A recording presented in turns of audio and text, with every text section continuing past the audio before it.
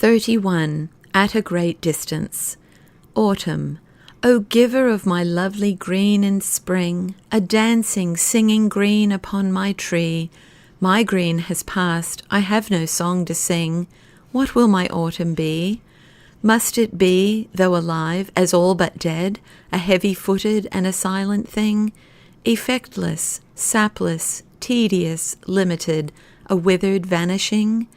Thus I, but he to me, have I not shown in glowing woodlands golden parable the splendor of my purpose for mine own, I, their Emmanuel? Now shalt thou see, my child, what I will do, for as thy lingering autumn days unfold, the lovely singing green of hitherto will come to thee in gold. There has no temptation taken you but such as is common to man, so this, which I will copy from a friend's letter, will speak perhaps to many. It spoke to me because, as I wrote before, I had not thought of any autumn. I had prayed and confidently expected a quick flight on a midsummer day, but a tree in autumn foliage is not a painted fraud, nor is the word of the living God of none effect. The devil was tempting me the other day in a time of much physical weakness and some loneliness of spirit by suggesting that God did not seem to be keeping his promise about something long prayed for. I picked up a large type RV New Testament, which I generally read in bed, opened it at random, and these words stood out on the page. But it is not as though the word of God hath come to naught.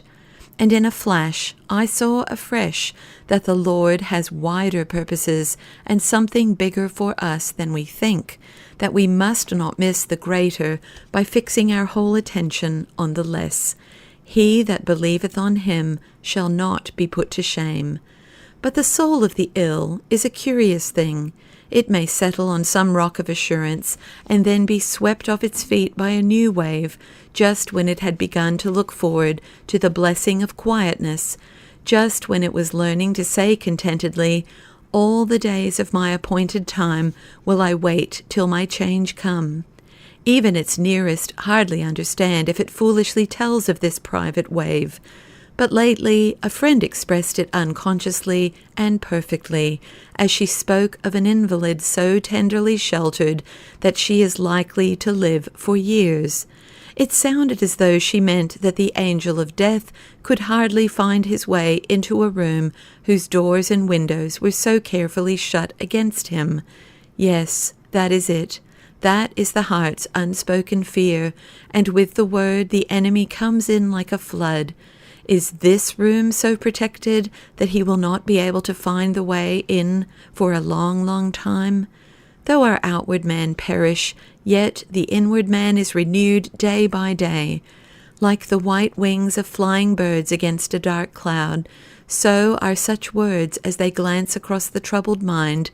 But how can the outward perish if loving hands take such care of it? To live in vigor, we are ready for that, however many be the years appointed. To be folded up in the soft wrappings of luxurious ease, that is different. But anything that brings to memory the vision of St. John, his servants shall serve him, and they shall see his face. Or St. Paul's, the Lord himself shall descend from heaven with a shout, can call those floods of longing. The tale of one whose warfare is accomplished, perhaps after a very short fight, the enchantment of music, the cadence of a hymn, can call them.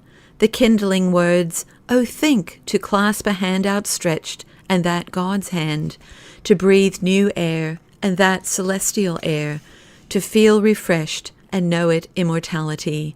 Oh, think to pass from storm and stress to one unbroken calm, to wake and find it glory, can carry us up to the top of the house and show us what the pilgrim saw. And behold, at a great distance, he saw a most pleasant mountainous country, beautified with woods, vineyards, fruits of all sorts, flowers also, with springs and fountains, very delectable to behold. Then he asked the name of the country. They said it was Emmanuel's land. And then we have to go downstairs again. The land is at a great distance, farther away than even that which the pilgrims saw later from the hill, called Clear, when, looking through the glass, they thought they saw something like the gate, and also some of the glory of the place, and the enemy comes in like a flood. Is there no standard to lift up against him? Must we be perpetually enfeebled by homesickness of the heart? When the enemy shall come in like a flood, the Spirit of the Lord shall lift up a standard against him. There we have it. As the sight of a triumphant flag to a smitten foe, so is the word of the Lord our deliverer to him who would shatter our peace. We need not be overwhelmed. How foolish this letter will appear to the well and the able, who have only to will and do. But I hope that they will not read it. It is not for them. It is only for those whom pain has sorely tried and who are discovering how intricate is the intertwining of spirit, soul, and body. Arguments, expostulations, sensible reflections, good advice have no effect upon that entangled fact. But this does not excuse weakness. Nothing does, and the wise old Rutherford has often shamed me. I wonder many times that a child of God should ever have a sad heart. Considering what their Lord is preparing, I go to prepare a place for you. I will come again and receive you unto myself. Home unto myself, O word of infinite peace. Today, my golden picture of horse chestnuts in autumn was set in front of me, and I let it speak to me as it never fails to speak. To the young who come into my room, it is just a beautiful picture. Their autumn is far out of sight, but I offer its luminous word to all to whom it has a voice. What does "the inward man is renewed day by day" mean if it does not mean that our God will give gold for green, spiritual vigor, the shining heart that can be content and more than content, delighted with whatever his will may prove to be, till he comes again to receive us unto himself? Such victory of spirit over flesh is miracle, but we learn to expect miracles from the God who can turn the green of spring to gold.